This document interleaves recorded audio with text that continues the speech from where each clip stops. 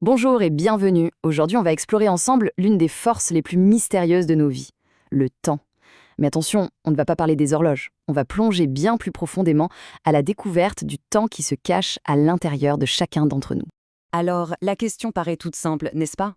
Le temps, c'est le tic-tac de l'horloge, les pages du calendrier, ce défilement constant de secondes qui rythme nos journées.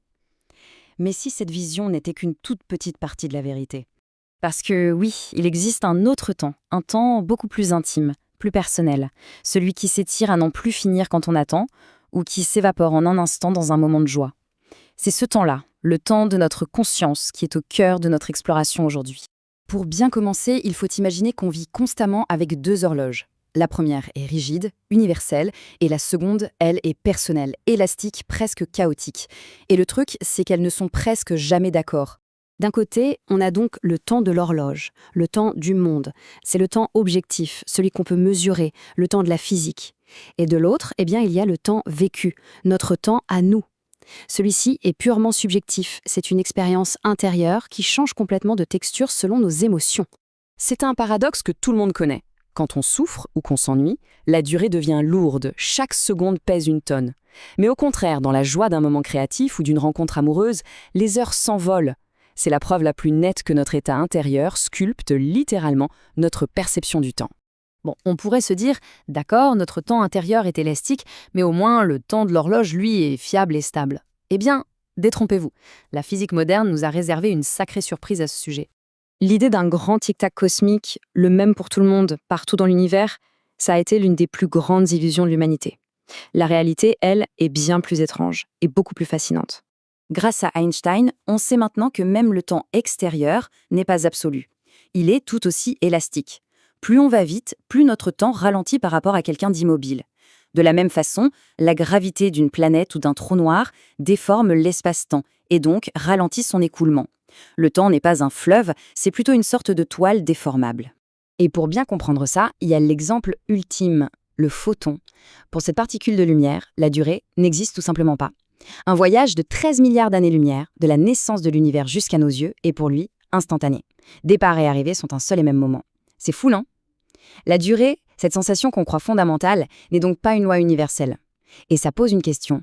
Et si notre propre conscience pouvait elle aussi s'en libérer? Si même le temps de l'univers est si étrange, que dire d'une autre? En fait, il s'avère que notre conscience crée des régimes temporels tout aussi fascinants. On peut cartographier notre expérience du temps en 3 grands régimes. D'abord, quand on est désengagé, passif, comme dans l'ennui ou l'attente, on ressent une longue durée. Le temps pèse, il n'en finit pas. Ensuite, quand on est à fond dans une action, dans la création, c'est la courte durée. Le temps file à toute allure. Et enfin, il y a ces moments de plénitude totale, d'amour, d'émerveillement, où la durée elle-même semble disparaître. Cette disparition du temps, ce n'est pas un simple accident. En réalité, elle nous révèle la loi fondamentale qui gouverne notre horloge intérieure.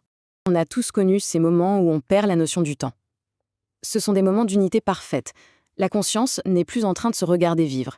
Elle est tellement absorbée dans l'instant qu'elle cesse de mesurer, d'anticiper ou de regretter. Elle est, tout simplement. Et voici donc le principe clé de tout ça. La sensation de durée, le sentiment que le temps passe, ce n'est pas une donnée neutre. C'est le symptôme d'une perte de présence.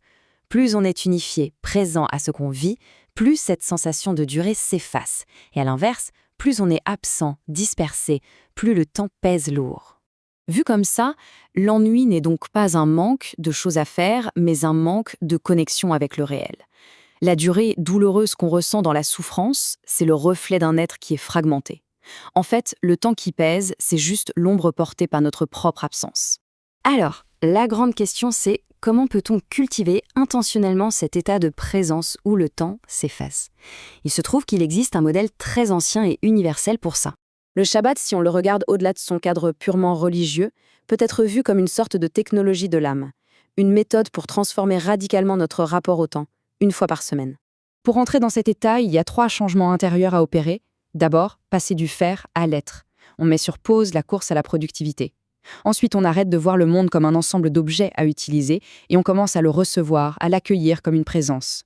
Et enfin, le point le plus important, on arrête de courir à travers le temps pour commencer à l'habiter, à y demeurer vraiment. Cette métaphore est absolument magnifique. Elle nous dit que le temps n'est pas forcément ce fleuve qui nous emporte inexorablement.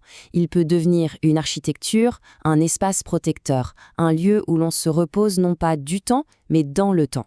C'est la question que cette exploration nous laisse en suspens. Peut-être que le grand secret n'est pas de gagner du temps, de le gérer ou de le maîtriser, mais plutôt d'apprendre à l'habiter avec une telle plénitude que sa fuite cesse d'avoir de l'importance. Le temps ne serait alors plus un voleur, mais notre véritable demeure.